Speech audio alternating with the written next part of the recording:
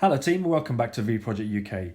In today's video, we're going to get straight into it. So if you've seen our previous videos, you would have seen that we've now gone through the paint correction and we've also gone through sealing and protecting our windscreens. However, one thing that people neglect and one thing that people fail to do or don't have the confidence to do is actually look at their headlights and tail lights. And sometimes this can let the look of your entire vehicle down when everything else is protected and corrected and looking quite good. So as you can see on this tail light, there's a lot of hazing and a lot of marring. You've got a lot of surface scratches, which is not uncommon for most vehicles. So if you've tackled your paintwork and you've tackled your windows, now is time to tackle your headlights and your tail lights, and you've already done your wheels as well. So this is going to let the look of your vehicle down. So what we're going to do today in this video is go through the steps required to actually correct and perfect your headlights and tail lights. But we're going to concentrate on the tail light, which we're showing here. However, the process would be the same for anything that you're going to do. So the first thing to do is give it a good clean. Now, as you can see, this tail light is actually fairly clean already. So we're going to use CarPro Multi-X at 1 to 10 and just give the headlight a very quick clean.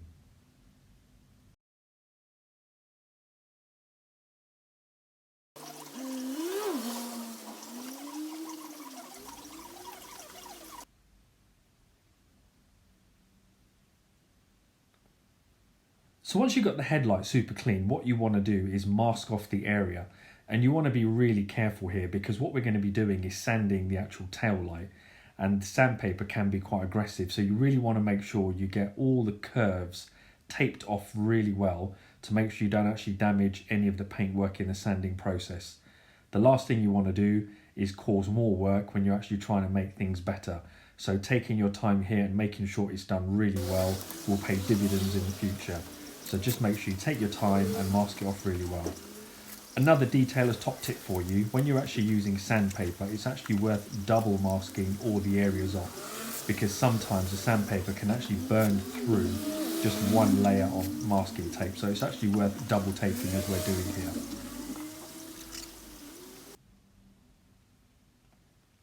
Now, when it comes to the actual sanding, there's various pieces of equipment you can use. And what we like to use is a 2-inch backing plate with a 6mm shaft attached, because that allows us to be quite accurate and hold on to it quite well. And also, because the backing plate is generally quite stiff and sandpaper is quite aggressive, you want to use some sort of interface pad. So what we've got here is a very spongy 2-inch interface pad, which you can mount the actual sandpaper on, which is hook and loop. You've then got a choice of various types of sandpaper. You can actually go down as low as 400 grit, which is this one is here. And this is for really heavy defects. And you can work all your way down to about 3000. So really you need to pick the right sandpaper for the right job. Here is 1000 grit. However, as you can probably see from this tail light, even though there are some imperfections, they're not too bad. So what we're probably going to go with is a 1500 grit sandpaper to start with.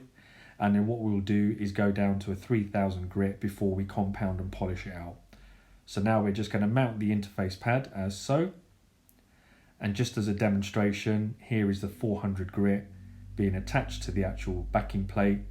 But for this purpose, we're actually going to use a 1500 grit.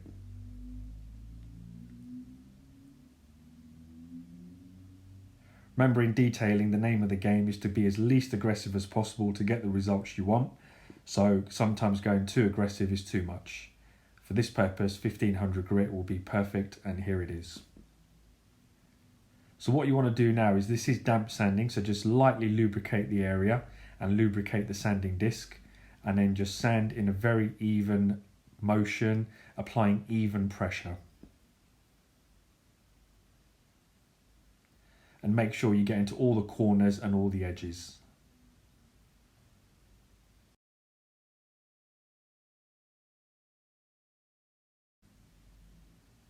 So when you're actually sanding your tail lights or your headlights, you can actually use moderate pressure. Just apply not too much, but medium pressure.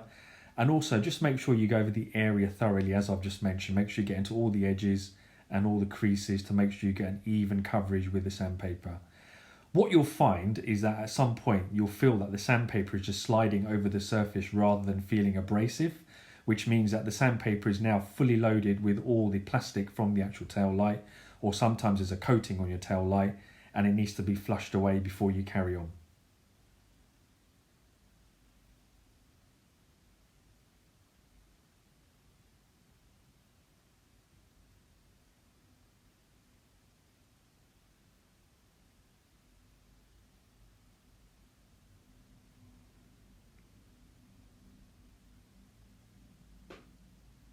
So when it comes to sanding this, you can actually use a trigger spray using distilled water, and you can actually just flush away any of the residue on the pad and just keep using it again.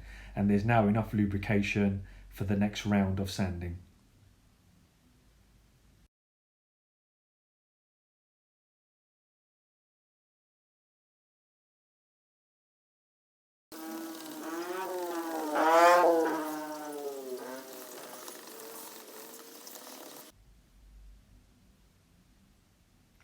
And you can see that using distilled water from a trigger sprayer will give you enough pressure to flush away any residue really effectively.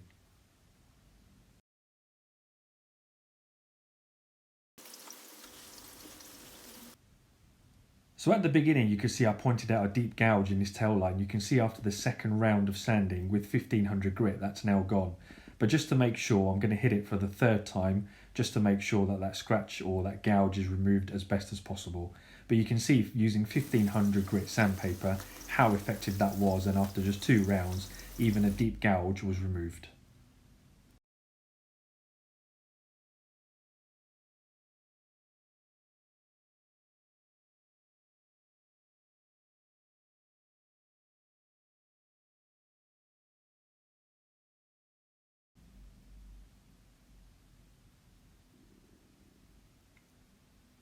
So this is what the tail light will look like once you've used 1500 grit sandpaper. You can see that there's a lot of hazing.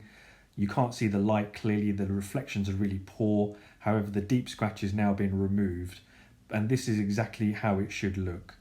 A lot of deep scratches which now need refining even further. You can see the reflection on the left hand side is much clearer compared to what we've just sanded.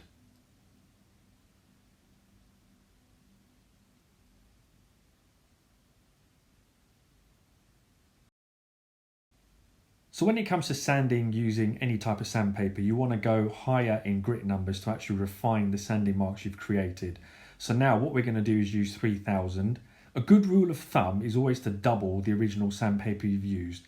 For example, if you use 400 grit, always go to 800 followed by 1500 or 1600. If you used 1500 as we've done, we're now going to double it to 3000 to sand out those 1500 grit sanding marks.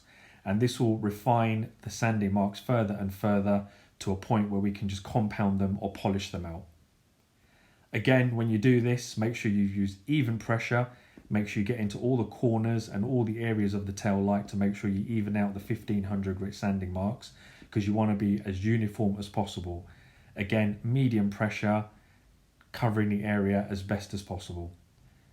One thing that people do wrong when it comes to sanding, especially when it comes to 3000 grit, is people don't sand enough. And what you'll find is that you don't remove the 1500 grit sanding marks enough to get a nice finish. So just make sure you take your time, get into all the areas and sand it properly.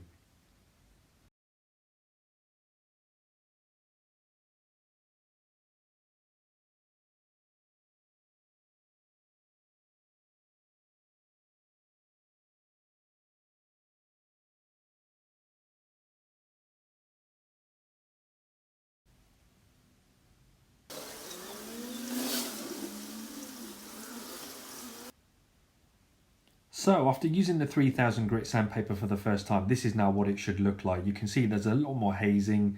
It's removed a lot of the heavier scratches from the 1500 grit sandpaper. However, we can see there's still some more marks from the 1500 grit sandpaper. So we're actually going to use a 3000 grit again one more time just to try and refine those out as best as possible.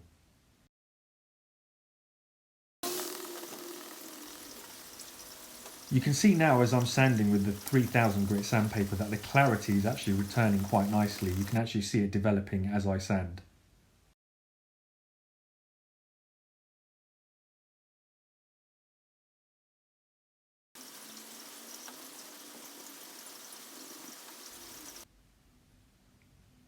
So after the second round of sanding with the 3000 grit sandpaper, this is what it will now look like. You've got loads of hazing, which is normal. And knowing from experience, I know that 3000 grit sanding marks will now be removed by the compound. So we could have hit it one more time, but I think this is enough. Obviously trying to be least aggressive as possible. And what we're going to do is just clean it with the CarPro Multi-X again, just to make sure we've removed any residue that might be on there. to assess the true results. And what we'll go in now is with a compound just to make sure we finish this out. So you can still see the hazing. Now it's been cleaned, you can still see that there's 3000 grit sanding marks. These are the true results. You can see that the light reflection is very hazy. However, when you look at it on the left hand side, you'll see there's a little bit more reflection to see what we're going to try and achieve. So what we're going to do now is use the Meguiars Detailer D300 correction compound. I think this finishes down really well. And we're going to go with the Cordless Flex PXE 80 cordless polisher with a 1-inch Rupes yellow polishing pad.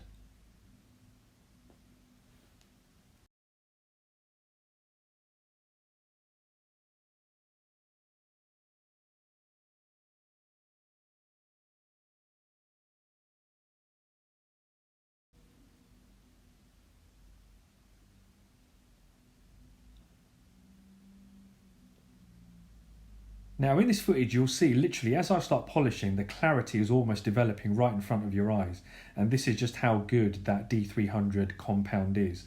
It cuts really well but finishes down really well as well.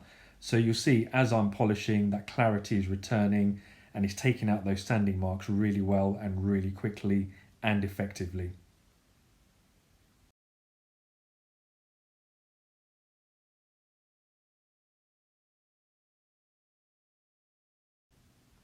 So initially we've kept the polisher on speed 1, which is more than fast enough because it's on a 1-inch rotary attachment, and we'll see what results we get using it on speed 1.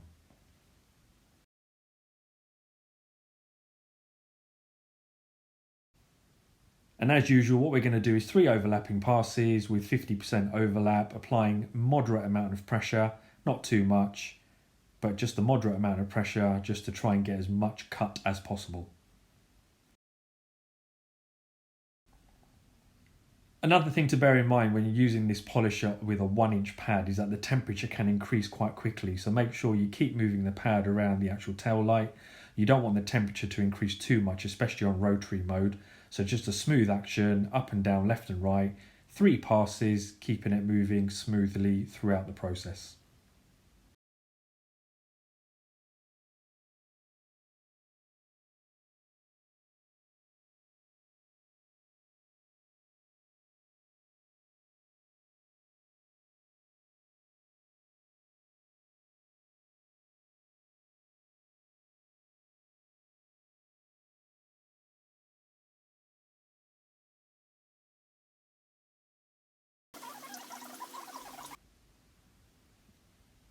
So after the first set of passes, you can see just how much the Meguiars D300 with a Rupes yellow pad has clarified the reflections in the tail light. You've got rid of most of the hazing. There's still some deeper scratches left. And what we're going to do is actually use the compound one more time to try and get rid of those scratches as best as possible. Just try and bring back as much clarity as we possibly can. On this occasion, I could see that speed 1 was not quite enough, so we're going to take it up to speed 2 now, just to increase the actual cut from the polisher to see what results we get.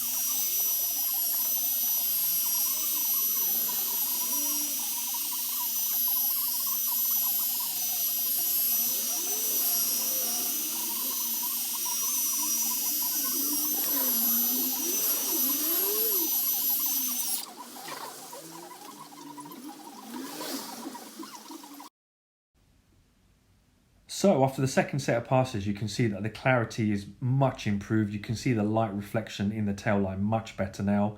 However, there's still a little bit of refining to do. However, now we know that compound is probably going to be too aggressive, and we're going to move on to a polish.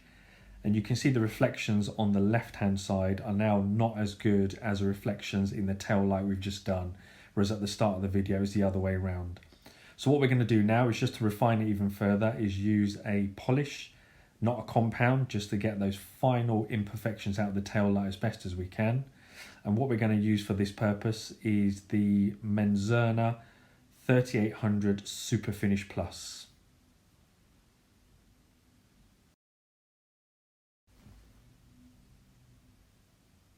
And also we switched out the yellow Rupes pad to the white Superfine Rupes pad.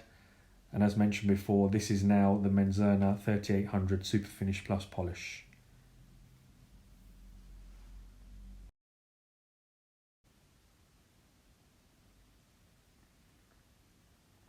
As this is now a polishing stage, we're going to go back to level 1, which is more than fast enough for polishing, and we're going to have a much faster action here because now we're just dualing the surface to try and bring back as much clarity as possible.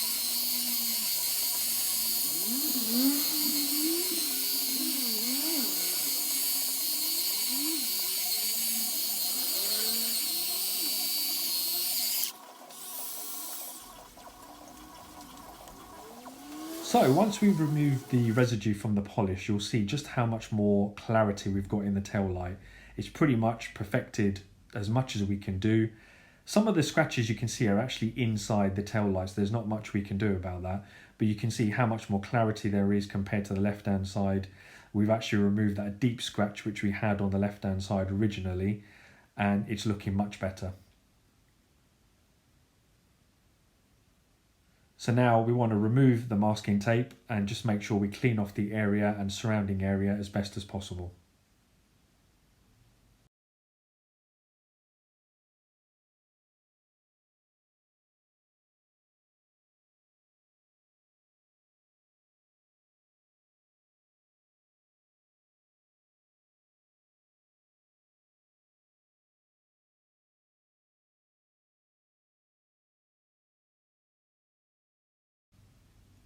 So a lot of headlights and tail lights can have some sort of protective layer or lacquer on them, which we might have removed by sanding.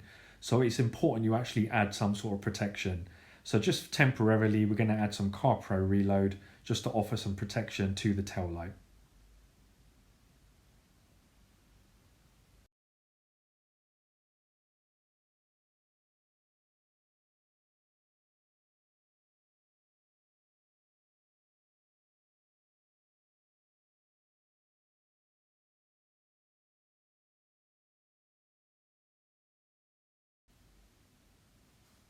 So we hope you found this video useful. If you did, make sure you give us a thumbs up, make sure you subscribe, make sure you press the bell icon to get alerts for future videos, and make sure you check us out on Instagram.